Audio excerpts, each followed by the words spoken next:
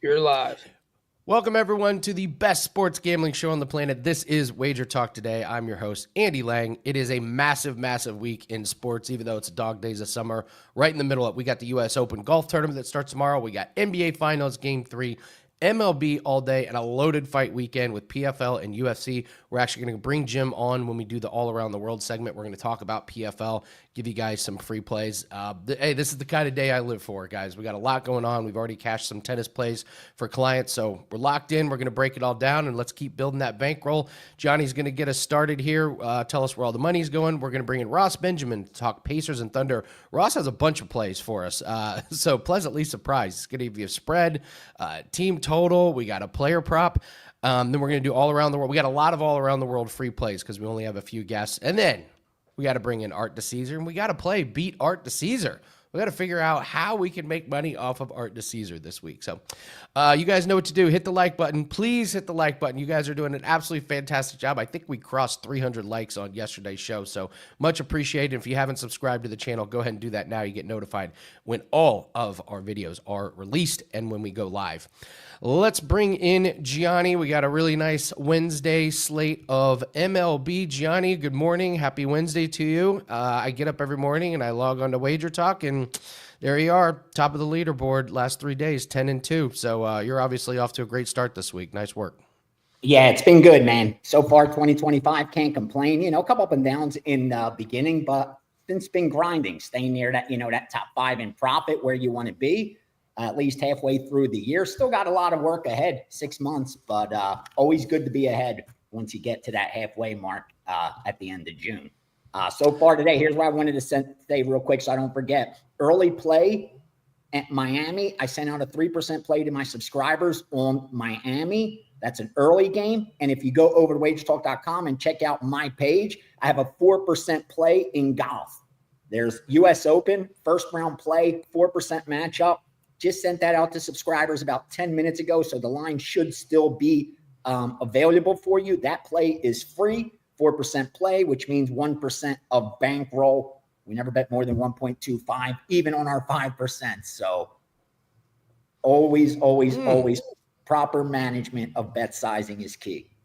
U.S. Open. Now you're talking my language, Gianni. Yeah, this is one of the best golf weeks of the year. I can't wait. I got to go check out that play that you got. Yeah, I got 3 plays uploaded. 4th is going to go up a little bit later. So what are we seeing money-wise in MLB? If there's anything note in NBA Finals tonight? Yep. Strong early. The strongest stuff I saw early was on Miami, plus 135.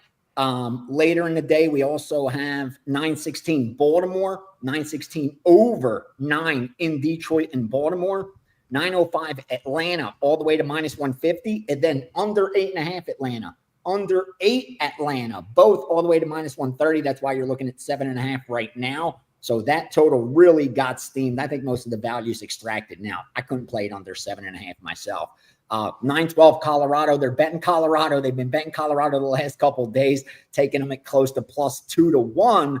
See if Colorado cashes any tickets for them. 914 LA Angels minus 125. And finally, opposite of what the public's doing, Cincinnati minus 110 on the sharp side as well. So there's some baseball for you. As far as the NBA, nothing really going on at all. Good two-way action. So far, you got a road team favored.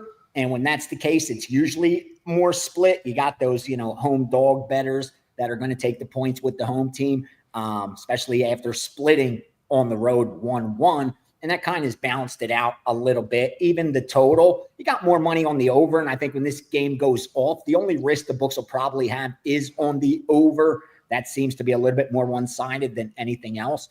But like I said, as far as the side goes, nothing from the betting syndicates. That's why the line's sitting right around where it opened, 5.5. And even with the total, you've seen a short move to the over, maybe a half a point to a point.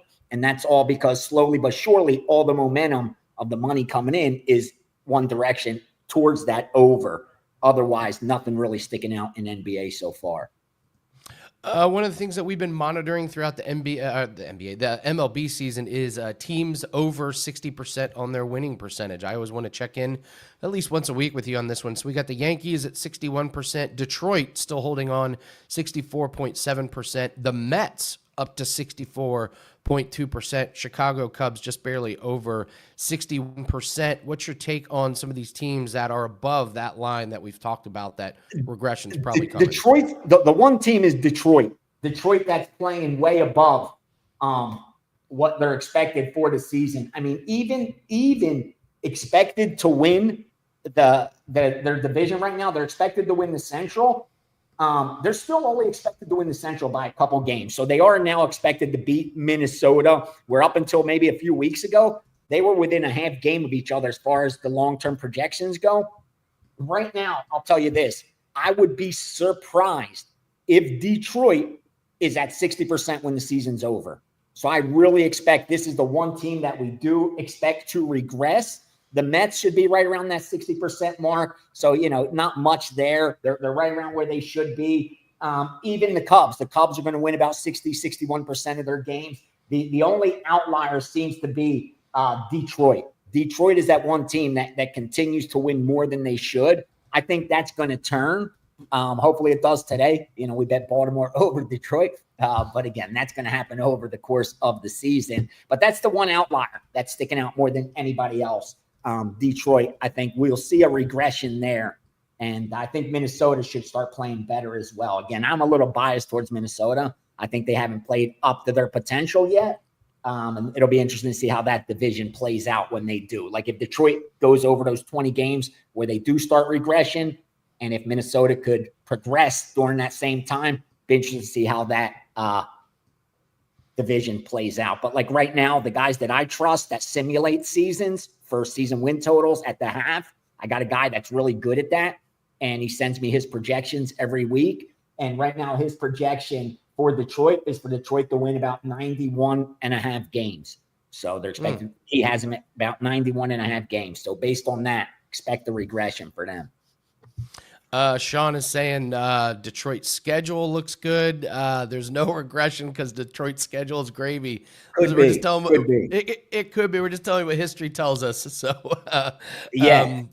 so and sometimes those are the ones that trip everyone up the most. Where it's like, of course Detroit's going to beat this bad team, and all of a sudden it's 4-3 in the ninth inning, and wah. So let's talk a little UFC while I got you here. I believe all of us had a good weekend in UFC last week. So I really like this card. Anything of note in UFC? Any line movement or any fights that you really liked? I kind of think Miranda Maverick may give Rose a lot of trouble as kind of a hidden little gem. I've seen Rose get taken down by Blanchfield and lose a couple rounds.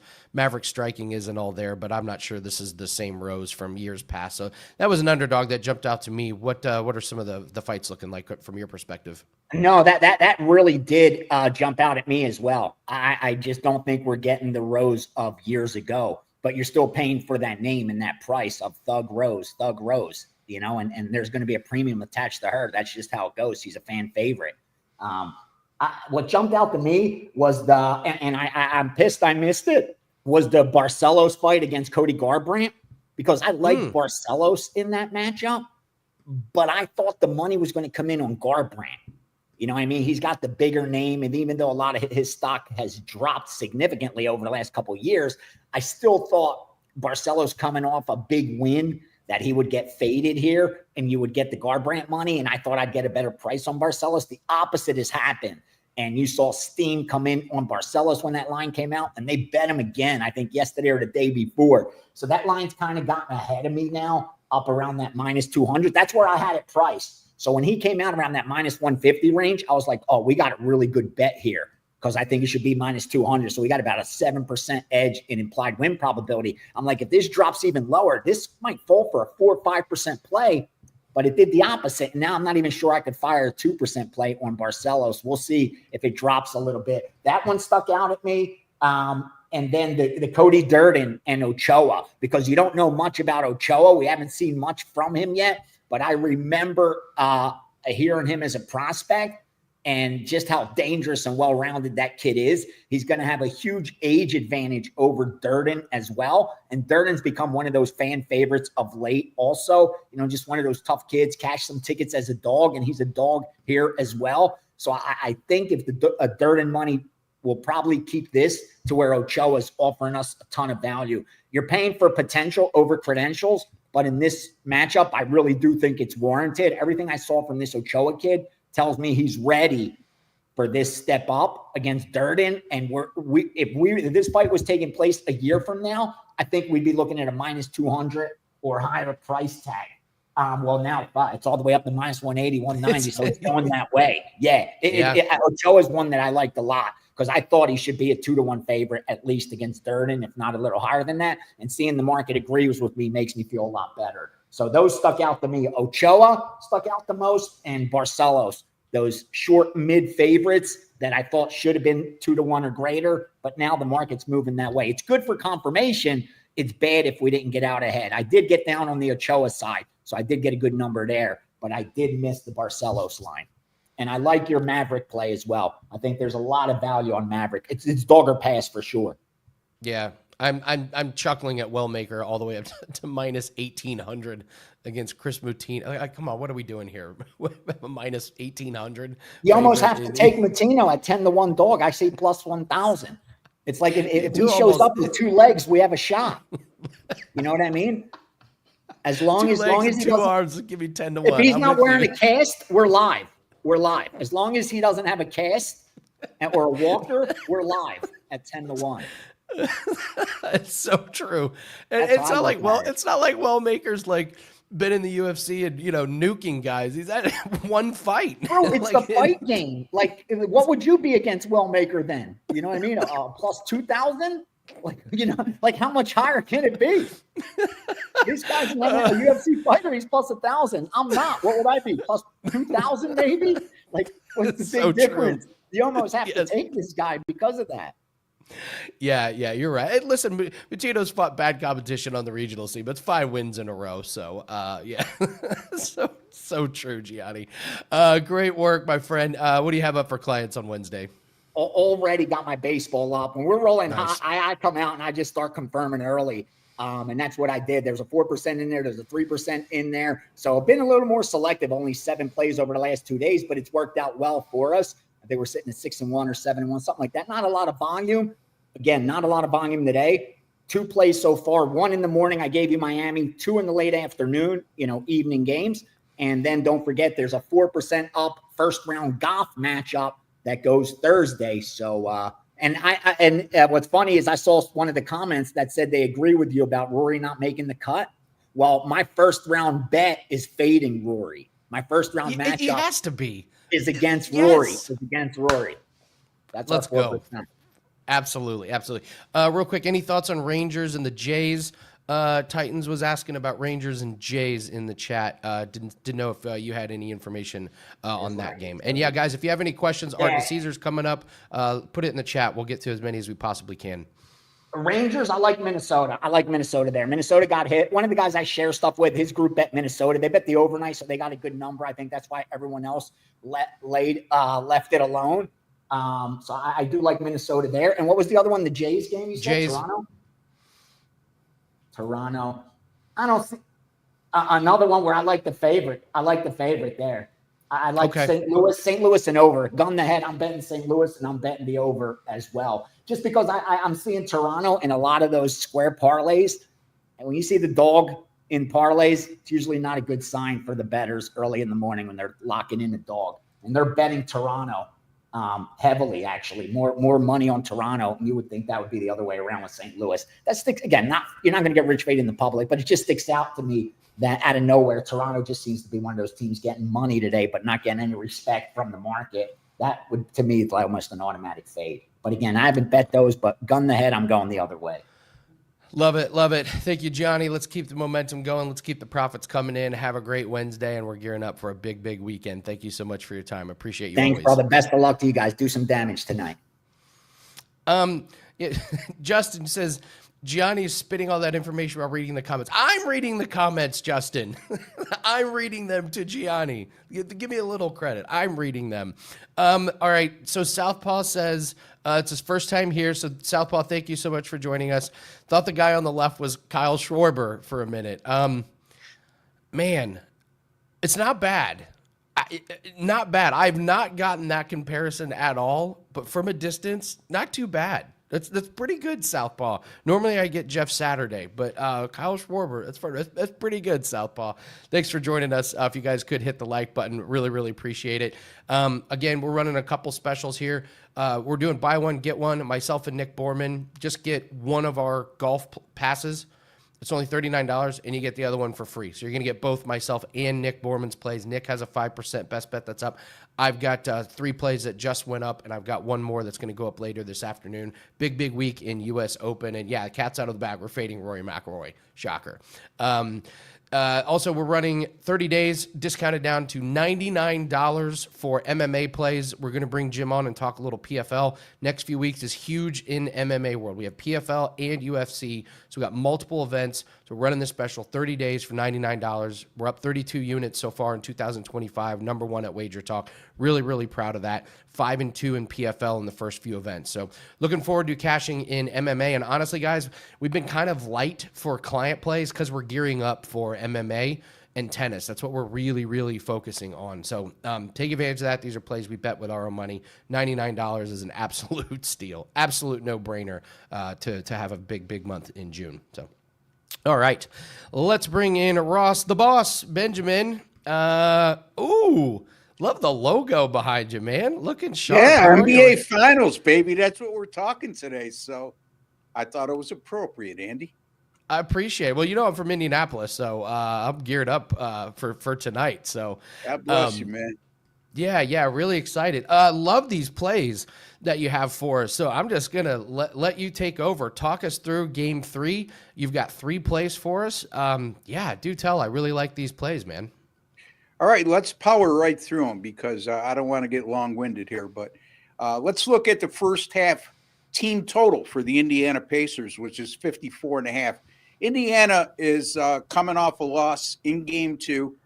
They've played 4 games this year when coming off a loss during this postseason, and they've averaged 67 points per game in first half action when coming off a loss. On the other hand, the Oklahoma City Thunder has played 5 away games this year after a win during these playoffs, and they're allowing 63.4 points per game in first half action in that exact situation. So we're going to go with the Indiana Pacers over their first half team total of 54.5. Next, we're going to look at the first half point spread. And right now, Oklahoma City is a 2.5 point favorite in first half action.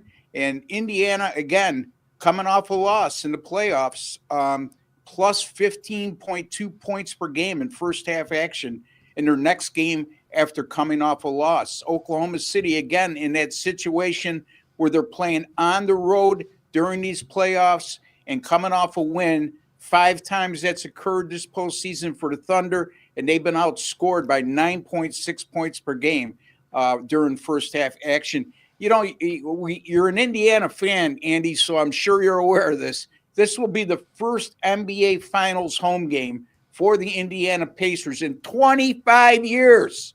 The last time it occurred was in 2000, right? So I think Indiana, I think your team is going to come out like Banshees and play with a lot of emotion, a lot of intensity. And NBA Finals Game 3 home teams, by the way, when coming off a loss, since 2004, they're plus 5 points per game at the half. I am going to go with the Indiana Pacers here, plus 2.5 over Oklahoma City as a first half wager. Lastly, we're going to look at one of Andy's favorite things, and that's props. Pascal Siakam, I'm going to look at his player prop for points, rebounds, and assists. His last 2 home games in the Knicks series, which was the conference finals, he had 37 and 39 combined points, rebounds, and assists. Keep in mind, folks, his number tonight is over and under 30.5 rebounds, points, and assists. His last 5 overall, first 2 of this series, last 3 the Knicks series, averaging 32 points, rebounds, and assists. Regular season, he averaged 30.5 rebounds, points, and assists per game. And let's not forget the championship pedigree that Siakam had with Toronto, and it's really shown in this series as the playoffs has got deeper, namely in the conference finals. And I think you're going to see it here in a pivotal game, first time at home. He knows how to step up in big moments. I like Pascal Siakam over 30.5 points, rebounds, and assists tonight. So Indiana over 54.5 and as their first half team total. Indiana plus 2.5 in the first half, and also Pascal Siakam over 30.5 points, rebounds, and assists combined. Well, Ross, one of the reasons why I wanted to have you on is you've been red hot in the NBA playoffs. So I'm reading here 11-3 run.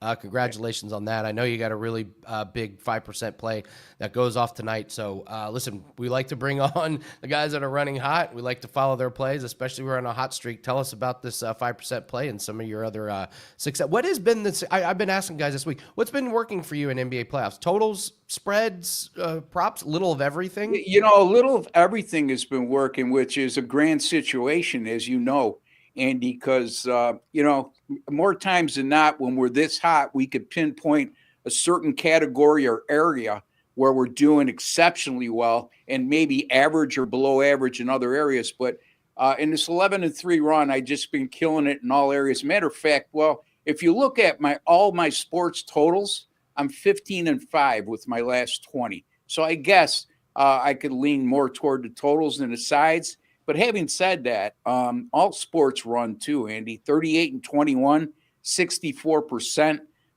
plus 41 units since May the 13th. NBA playoffs since 2022, 147 and 103, 59% winners. And if you don't think 59% is that good, folks, ask Andy how hard that is to do over a long period of time, over 250 picks. And that's good for 126 unit net profit since 2022 in the NBA playoffs. And Major League Baseball, 26-14 runs, 65%, plus 28 units. Folks, right now at WagerTalk.com, 5% best bet in Game 3 of the NBA Finals tonight. Don't miss it. I gave you all the numbers, and like I always like to say, Andy, numbers don't lie and liars don't figure. And I'll also have a Major League Baseball video up tonight, and one of those picks will be in the Texas game that one of the listeners asked about with Gianni. So there you have it, Nice. Andy. That's all I got. I love it, Ross. Let's cash that 5% play. We're going to meet up with you again next week. And hey, any day now, we're going to start talking college football. It is right around the corner. And Yeah, I know by the that's right in way, your wheelhouse. By the way, so. if I could just interject for one more second. Yeah. My college football last year was number one, 61%. Yeah, we're number one at WagerTalk. And man, oh man, there's some great handicappers over at WagerTalk. The guy I'm talking to right here is one of them. That's for sure. And I finished the college football season last year on a 60-35 run. That was from September 13th on, which was crucial in me getting that number one spot. And right now, $4.99 early bird special in college football to get the entire season right through the national championship game. Folks, take advantage of that because on August 1st, that's going up to $6.99. $4.99 college football all access pass from yours truly, Ross Benjamin. Ross the boss, thank you so much. I know I'm going to be partying tonight. Thank you so much, and we'll see you next time. Ross Benjamin, everyone, 5% best bet. That's up 11-3 run in the NBA playoffs. Congratulations, and hope to see you continued success. Let's do all around the world here. And before we get started on all around the world, I had mentioned on Monday that team totals last week did not go well. And so what we're going to do, we're going to take a week off and we're going to paper trade. So I'm giving you all the team totals in this segment all around the world that we've been paper trading, and it's been going well. We hit our one on Monday. We hit our one on Tuesday. Yesterday was no sweat with the Chicago Sky under. So we talk about, hey, when you're not running good in something, take a step back. Let's paper trade. Let's see if the reads are getting back on track. So far, so good. I'm going to continue that for the week, but I will give you all these team totals that I'm paper trading here. We'll start here with the Padres over 4.5 on their team total. They've gone over in the first two games of the series. Bats are on fire. Robleski starting for Dodgers. He's had one good start this season against the Athletics and two horrific starts against the Cardinals and Nationals. 7.2 ERA. Dodgers used a lot of arms in the bullpen, so I like the Padres over 4.5 on the team total. Ralph Michaels hit White Sox and Astros, no run first inning, the Nerfy last night. I believe that was his $5 Tuesday play. He's going right back to it again. This is a free play on the WagerTalk free picks page. Houston on a 7-0 Nerfy run. White Sox 4-1 Nerfy run. White Sox only scored a first inning once in the last 11 games. Cricket play that starts at 1:30. Major League Cricket starts tomorrow. This is important for all access clients for ours. The Vitality Blast Men's League. You can look at Durham over Derbyshire. Massive batting advantage. And Durham is probably the worst bowling team in the competition. That's at 1:30 today. There's a good live play for you. And we're going back to the U.S. Open. Top Japanese player, Hideki Matsuyama. His stats are way better than the other 4 players in this category. Most are from the Japanese tour. Kanaya plays on the PGA Tour, but he misses the cut most week, and you're getting this at even money. So plus 100 on Hideki Matsuyama to be the top Japanese player. All right, let's bring in my good friend Jim. We're going to talk PFL. The PFL card goes off tomorrow night, and they don't have a ton of PFL events throughout the year, but when they do, it really is go time. And so we're 5-2 in PFL. So Jim, quick 30 seconds why PFL is different in UFC with this tournament style. Oh, I could go on for hours, but I'll keep it cheap. A tournament-style MMA fight is very different. The scheduling is going to be very different. And as opposed to fighters fighting every 5 months, every 6 months, these guys are rushed right back into the ring. Where you're looking at a 3-month section of a training camp, you have your fight, you deal with your injuries, and then you're back in the cage. And what you see a lot with PFL is these guys get rushed in too early. There is massive gaps with everything. We have late replacement fighters. If a guy misses weight, they have to keep the tournament going. You don't get the chance to fight over. They're going to bring somebody else in, and they have qualifying fights going on the same time as the tournament. So we have matchups here where you have to win to be that late replacement. So nobody can cruise and get a paycheck here. PFL's an action league, and we are here for the action. We're going to do a parlay and an underdog. There's an underdog that both you and I absolutely love. Let's talk Gabriel Braga. Money keeps coming in against him, and we're all for it. So talk Gabriel Braga and Jesus Pinedo. Well, keep that money coming in on Pinedo. This is a trilogy fight. These guys have fought twice before. They're 1-1 with each other. I throw the first fight out. After a certain amount of time, you have to throw out what you saw with fights, especially with young fighters because of the improvements they made. So what I did was I pulled some numbers here and some info on what has happened since their last fight. Gabriel Braga, his last loss to Pineda, has beat Justin Gonzalez by finish, Bubba Jenkins by finish, lost to Kizriev, who ended up winning the whole show and who was undoubtedly the best in this division. Then he defeats Jeremy Kennedy, and to put a statement on it, submits the submission specialist in due process last fight. What has Pinedo done? He's had a canceled fight against Pitbull. He finishes Bubba Jenkins because of an arm injury, has a canceled fight against Kennedy, and then just comes back and knocks out Borshitz. So who's been the more active fighter? Who's shown more improvement? I think it's Braga.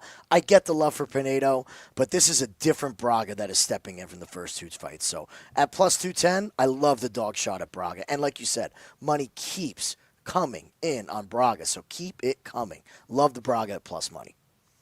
And it's PFL. There's a lot of huge money lines, and we love our parlays. Absolutely love our parlays.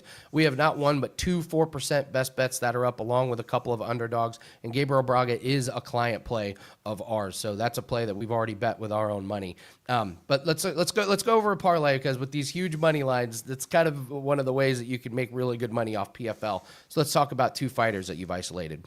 Well, these 2 fighters are also on the undercard. These aren't the big names that we're going to see in the tournament. So we're going to go with Luciano and Danner. This gets you to minus 120. Luciano's coming off fighting Logan Storley on 2 days' notice.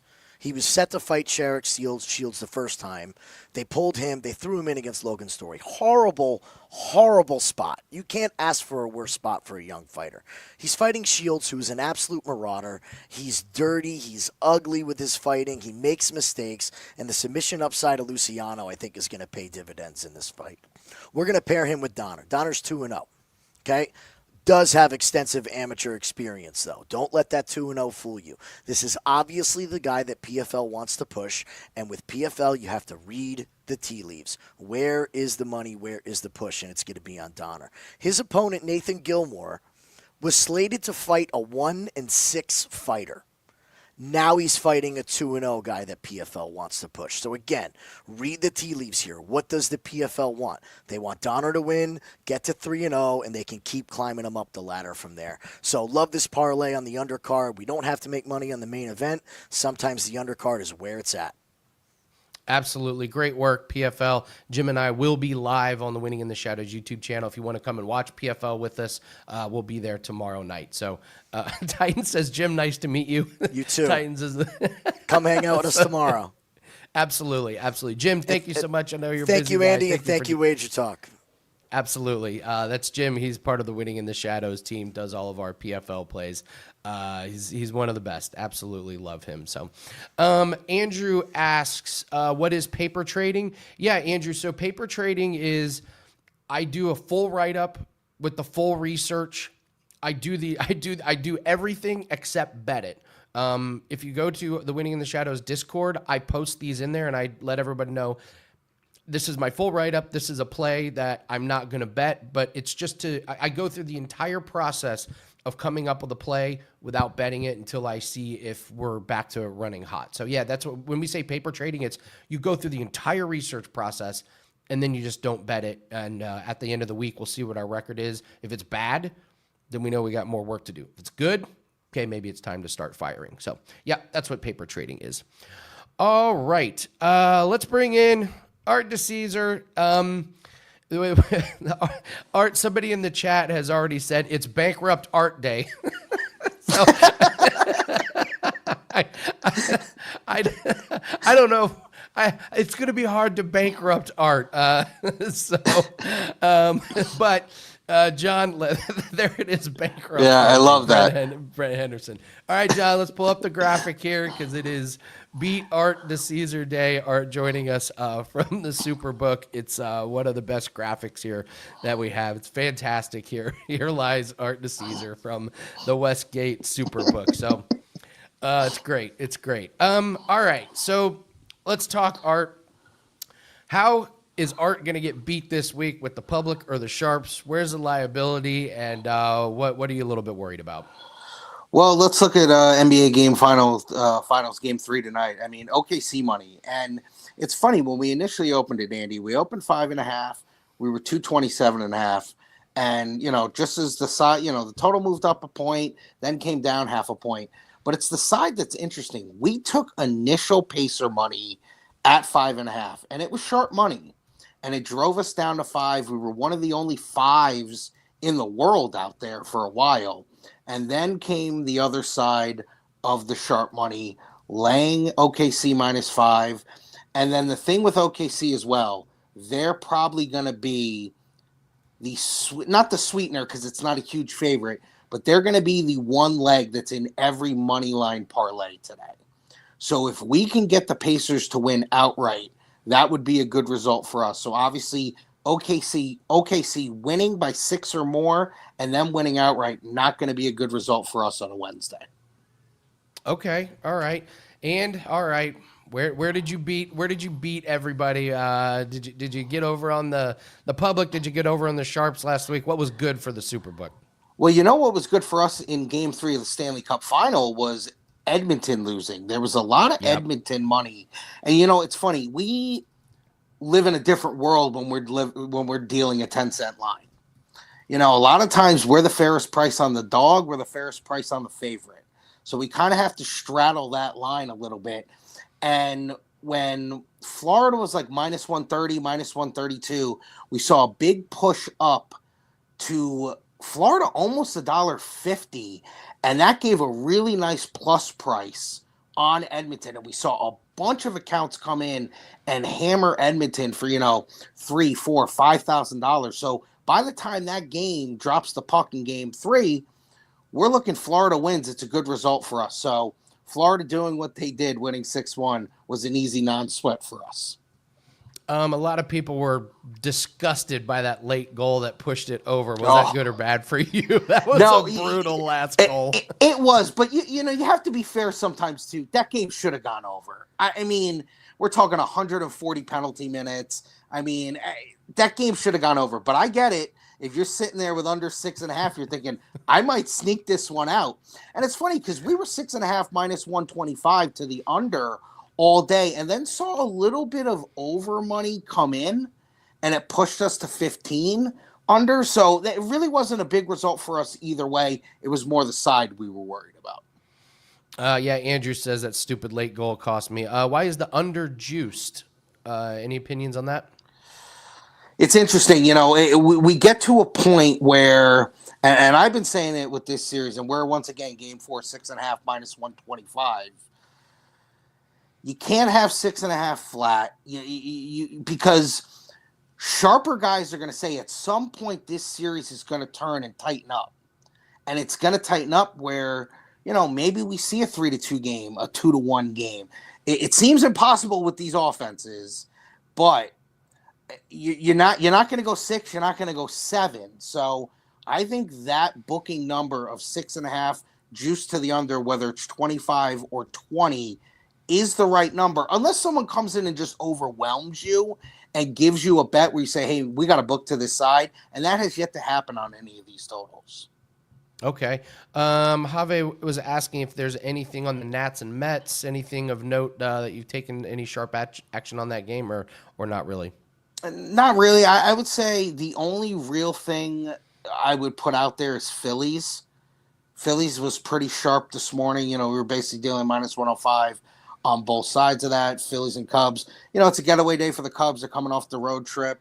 They'll be going home tomorrow. And, you know, the Phillies have kind of found their footing a little bit here. And obviously Luzardo's on the mound. So sharp money was on the Phillies this morning. Love it. Love it. How has the MLB season been for you guys? It's been good. I mean, you know, people always say early in the season you're fighting against the Sharps, and that is true. You're dealing with a lot of that. You know, we're going to get to the point here where obviously NBA and NHL are going to be done, and the public will probably start to jump in a little bit more. They have started to dip their toe in a little bit, but you know, Andy, as someone who does this for a living, the people who bet baseball, they're there from day one. Yeah. You know, March 27th, opening day, they are there right through, you know, Game 7 of the World Series. So our baseball bettors, we love them because, you know, they keep us in business during the summer. You know, I mean, there's a good 2-month stretch there where outside of smaller soccer and, you know, obviously big golf and tennis tournaments, I mean, baseball is going to carry the day. Justin wants to know any liability on the U.S. Open that you might be concerned about. My guess is it's Scheffler money. Yeah, we took a lot of Scheffler money, and if you actually go to my ex Twitter page, I tweeted out Jeff, our, you know, head golf guy and, you know, our head odds maker over at Westgate, put out like our top ticket count, our top money count. Scheffler obviously always high in ticket count, always high in money count, but with his odds at basically 3-1 and under, you don't get killed on a guy like that if he wins the tournament. Really, the two big liabilities we're looking at right now are Morikawa and Shane Lowry. Those are the two that right now, if they were to win the U.S. Open, would not be a good result for us. But listen, a lot can change here because obviously always updated odds after every round. So the pool can kind of flip a little bit. But before we tee off, Morikawa and Lowry are the two. Love it. Love it. Art, what's going on over at Westgate these days and where can everyone find you at?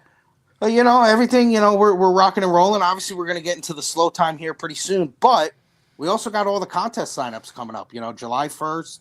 We have all the contests that are going to, you know, super contests, the new Survivor. We're doing a college super contest. So we got a lot of stuff going on. So if you're in the Westgate and you need any information on that, feel free to come in and ask for me. And listen, we'll have all sorts of signage and sheets out there, but I got no problem popping out from the back and giving you a couple minutes.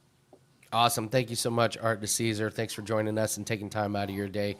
You can find him over at the Westgate at the Superbook. Thanks again, Art. Can't wait to do it again next week. All right, guys. Good show. We only had a few guests, gave out a bunch of free plays, so no reason to drag it on. Let's call it a day. Make sure you hit the like button. Make sure you're subscribed to the channel. Make sure you're taking advantage of some of those specials. Myself, we've got the buy one, get one for the U.S. Open plays, and we've got the $99 for 30 days of MMA. No promo code needed on either of those. Go to wt.buzz/AL. Thank you so much, guys, for joining us. We're going to get after it tomorrow. We got a few more guests, a few more plays, and of course, we're going to have the U.S. Open that's happening as we're recording. So probably get some nice live plays and some afternoon round bets. So make sure you tune in tomorrow. Thanks so much for joining us, everyone. Good luck on your bets and take care.